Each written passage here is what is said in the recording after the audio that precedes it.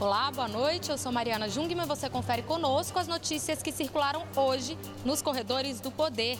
Reforma ministerial, o presidente Michel Temer dá posse a novos ministros, presidentes de estatais, começa a mexer na equipe.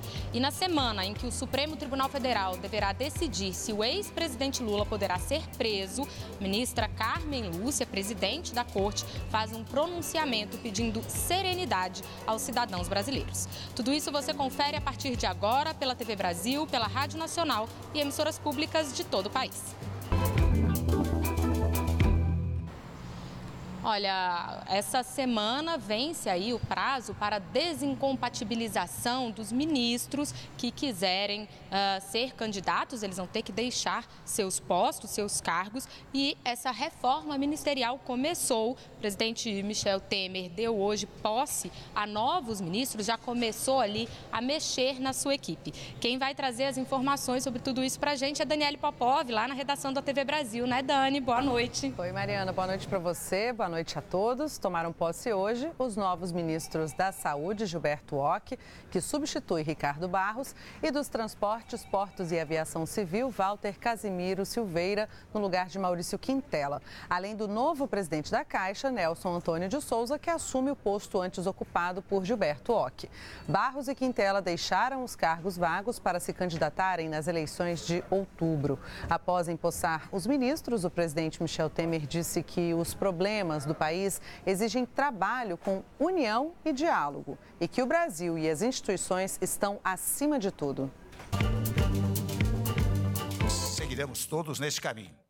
Sabemos todos que o Brasil tem pressa e que os problemas diante de nós exigem união e diálogo. Nós continuaremos a dedicar toda a nossa energia com os novos ministros, presidente da Caixa agora, para construir um país melhor para todos. E um país em que todos colaborem sem nenhuma, digamos assim, tendência a apartamento, a separação. Acima de todos nós está o país. Acima de todos nós estão as instituições. O presidente disse ainda que preserva as instituições e a separação, independência e harmonia entre os poderes e que todos somos servos da Constituição, pois, ao nos desviarmos dela, nos desviamos dos propósitos democráticos. Bom, lembrando, né, Mari, como você já disse, o dia 7 de abril é o prazo final para a desincompatibilização de quem pretende se candidatar nas próximas eleições. E o ministro do Planejamento, Diogo Oliveira, vai assumir a presidência do Banco Nacional do Desenvolvimento Econômico e Social, o BNDES. No lugar dele, à frente do Ministério do Planejamento, assume Esteves Colnago, atual secretário executivo do Ministério. Tem mudança também no Banco Central. O presidente Michel Temer encaminhou ao Senado o nome de Carolina de Assis Barros, que é servidora de carreira do Banco Central, para ocupar o cargo de diretora de administração da autarquia. O nome dela foi indicado pelo presidente do BC, Ilan Goldfein. Para ocupar o cargo, os diretores do BC passam por sabatina na Comissão de Assuntos Econômicos do Senado e precisam ter o nome aprovado pelo plenário da Casa Legislativa. A última vez que o Banco Central teve uma mulher como diretora foi de janeiro de 2008 ao início de 2010, quando Celina Berardinelli foi diretora de Assuntos Internacionais. Mariana, eu volto com você. Obrigada, Daniele Popov. Olha, como você disse, como esse prazo vai até o dia 7, né, para quem fosse candidatar a deixar os cargos, muitos outros ministros ainda têm essa semana, essa mexida aí na equipe, não só de ministros, né, mas isso acaba ocorrendo também, pode ocorrer também em outros postos de segundo escalão.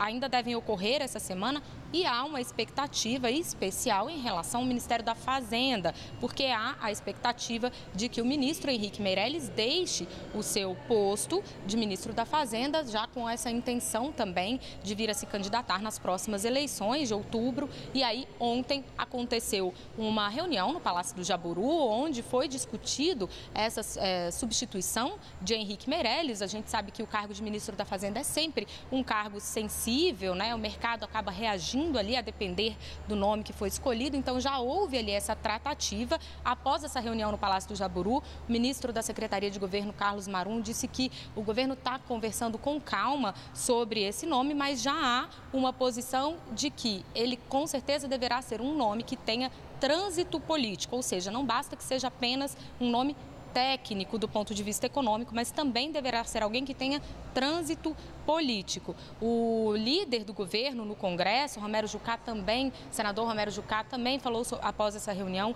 disse que como o Henrique Meirelles ainda não deixou o cargo, o presidente Michel Temer ainda tem um certo tempo aí para fazer essa negociação e propor caminhos sobre isso. Aliás, sobre o presidente Michel Temer, após dar posse aqui aos ministros em Brasília, ele seguiu para a agenda em São Paulo, onde participou já de uma agenda na capital paulista hoje à tarde, depois ia seguir para Santos. É a Vanessa Casalino, lá na redação em São Paulo, quem vai falar para a gente como é que foi esse evento hoje à tarde, né, Vanessa? Boa noite.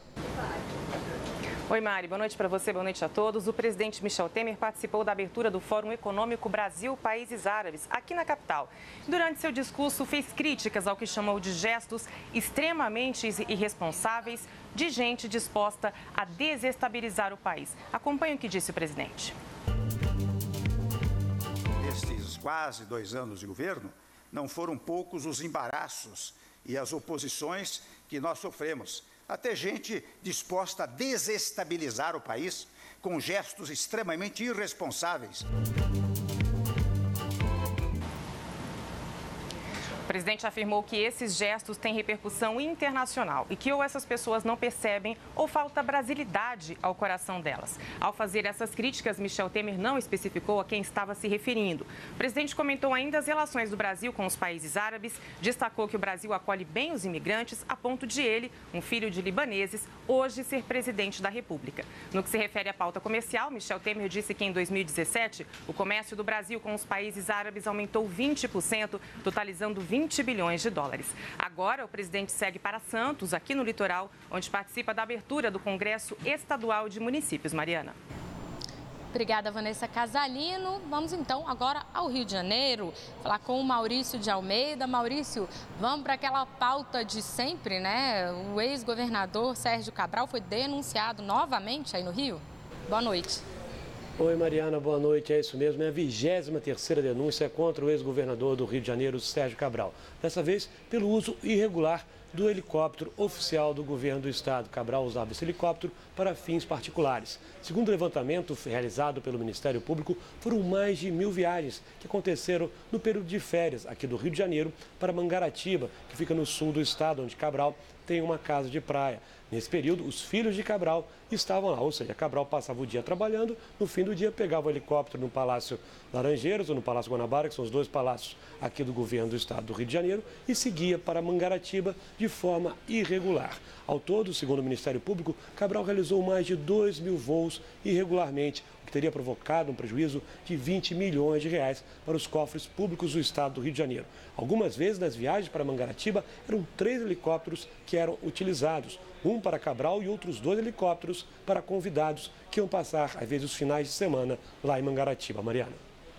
Agora, Maurício, traz para a gente aí, por favor, a atualização da situação aí no Rio. A gente sabe que a questão da violência e nesses tempos de intervenção requer atualizações diárias, todo mundo acompanhando, muito atento o que tem acontecido aí no Rio, e nesse feriado houve fatos relevantes sobre isso, né? Mariana, infelizmente a semana começou com novos tiroteios aqui no Rio de Janeiro e um outro policial militar morto. É o 31º policial militar assassinado esse ano no estado do Rio de Janeiro. Ele foi morto durante uma tentativa de assalto. 3 menores tentaram roubar a arma do policial. Ele reagiu e acabou morrendo na frente da mulher. Os 3 menores foram apreendidos. E o coordenador de diversidade sexual aqui do Rio de Janeiro sofreu também uma tentativa de assalto. Fizeram vários disparos contra o carro dele, mas dessa vez, por sorte, ninguém ficou ferido. E o Instituto de Segurança Pública revelou dados de fevereiro, quando começou a intervenção federal aqui no Rio de Janeiro, que mostram o aumento da violência. Em fevereiro, o número de roubo de carros subiu 11,8%. Foram 4.792 veículos roubados nesse mês, ou seja, 7 por hora. E para tentar reduzir a violência e os assaltos aqui no Rio de Janeiro, a partir de amanhã, o Gabinete de Intervenção vai iniciar uma nova fase de patrulhamento. Fuzileiros navais vão patrulhar toda a orla do Rio de Janeiro para tentar diminuir os assaltos. Mariana. Obrigada, Maurício de Almeida. Certamente a gente vai continuar acompanhando esse tema com você aí ao longo da semana. E aqui em Brasília, inclusive, a Câmara dos Deputados convocou uma sessão extraordinária de votações para hoje. Um dos temas da pauta é segurança pública, ou se o plenário alcançar quórum essa noite, né? A gente sabe que depende aí dos deputados conseguirem chegar a Brasília para isso, mas se isso ocorrer, está previsto que eles vão votar a proposta que prevê aquela instalação de bloqueadores de celular nos presídios e também um outro tema que aumenta aí, uma outra proposta que aumenta a pena para crimes de pirataria. Essas são as previsões para hoje, mas para a semana aí, talvez já amanhã, há previsão também já de votação daquele projeto que vem sendo discutido há semanas, que cria o Sistema Único de Segurança Pública, um texto que é do Poder Executivo e aí recebeu um substitutivo lá na Câmara dos Deputados. Esse tema vem sendo negociado, como eu disse, ao longo das últimas semanas. Parece que agora os deputados conseguiram chegar a um acordo, né, um consenso sobre esse texto, então é possível que ele seja votado amanhã na Câmara dos Deputados e aí ele vai seguir ainda para o Senado, né? E aí vai passar ainda por discussão entre os senadores. Bom, a gente continua falando de Congresso, mas agora com a Carolina Pimentel, lá na redação da Agência Brasil, né, Carolina? Boa noite. Boa noite, Mariana. Boa noite a todos. Bem, o presidente do Senado, Eunício Oliveira, afirmou hoje que só vai colocar em votação a medida provisória que altera alguns pontos da reforma trabalhista se essa matéria chegar na casa em tempo hábil. Para não perder a validade, a medida provisória deve ser analisada por deputados e senadores até o dia 23 de abril. No entanto, ela ainda não foi votada nem na comissão especial, nem no plenário da Câmara. Depois de participar da posse dos novos ministros, hoje, no Palácio do Planalto, Eunício Oliveira defendeu a medida provisória, mas ressaltou que não quer votar a medida a toque de caixa. Essa MP tem um papel muito importante. Se ela chegar no prazo de 7 dias e não de 15, como está estipulado, mas 7 dias, eu considerarei ela como irrelevante e urgente e votarei se ela chegar no Senado até 7 dias. Bem, Mariana, e o Congresso Nacional se reúne amanhã para analisar os 16 vetos presidenciais que estão na pauta. Os parlamentares devem se concentrar principalmente na análise dos temas que causam impacto econômico aos cofres públicos. Um deles é o que institui o refinanciamento dos débitos de micro e pequenos empresários. O presidente Michel Temer já se comprometeu com a derrubada do próprio veto a esse projeto. Volto com você, Mariana. Obrigada, Carolina Pimentel. A gente lembra que esse veto aí em relação ao refis dos micro e pequenos empresários quase foi votado da última vez que o Congresso se reuniu para esse fim e justamente não foi votado naquela data, ficou para hoje porque ficou então na época pendente de uma negociação com o presidente Michel Temer, que agora então decidiu apoiar, desde aquela época decidiu apoiar então a derrubada desse veto. Vamos para uma última informação nesse bloco com a Jéssica Gonçalves lá nos estúdios da Rádio Nacional. Você traz informações para a gente sobre isenção para o Enem, né, Jéssica? Boa noite. É isso, Mariana. Boa noite a você e a todos. Os estudantes que não têm como pagar a inscrição do Exame Nacional do Ensino Médio e se enquadram nos critérios de isenção da taxa de R$ 82,00 devem ficar atentos. Pela primeira vez, a isenção precisa ser pedida antes da abertura das inscrições. Esse prazo começou hoje e se trata de um sistema para receber as solicitações na internet. Os pedidos podem ser feitos até 11h59 da noite do dia 11 de abril.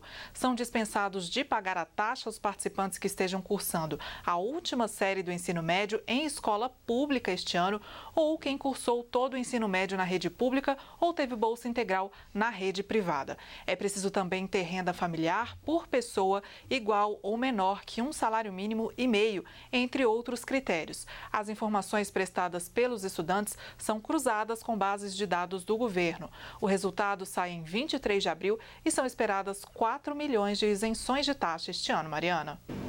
Obrigada, Jéssica Gonçalves. No próximo bloco, então, a gente vai trazer notícias do Poder Judiciário. Daqui a pouquinho a gente já volta.